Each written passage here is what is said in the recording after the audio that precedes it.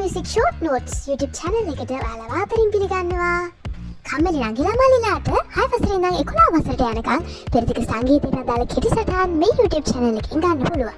ඉතින් අපි subscribe කරලා තියාගන්න. එතකොට ඔයාලට වාර 3ටම අදාළ කෙටි සටහන් අනිවාර්යෙන් ලබා ගන්න පුළුවන්. එහෙනම් මේ තමයි ඔයාගේ පළවෙනි කෙටි සටහන. පෙරදිග සංගීතයට තවත් නම් දෙකක් තියෙනවා. එකක් තමයි Eastern Music. අනිත් එක තමයි Oriental Music.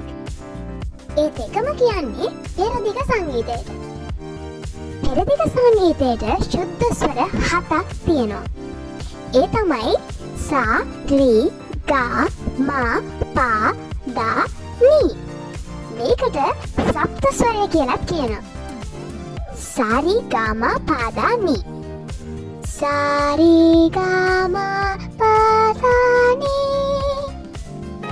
ඔයාලා හොඳට මතක තියාගන්න ඕන දෙයක් තමයි මේ ස්වර උච්චාරණය කරද්දී හරියට උච්චාරණය කරන එක. මම මේ ස්ක්‍රීන් එකේ දාන හැම දෙයක්ම ඔයාගේ කෙටි සටහනට ඔයා ලියා ගන්නත් ඕනේ.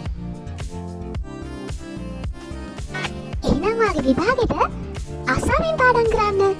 අදට ඉවරයි. ගිහින් එන්න. ආයෙත් ඊළඟ වීඩියෝ එකෙන් හම්බ වෙමු. බයි.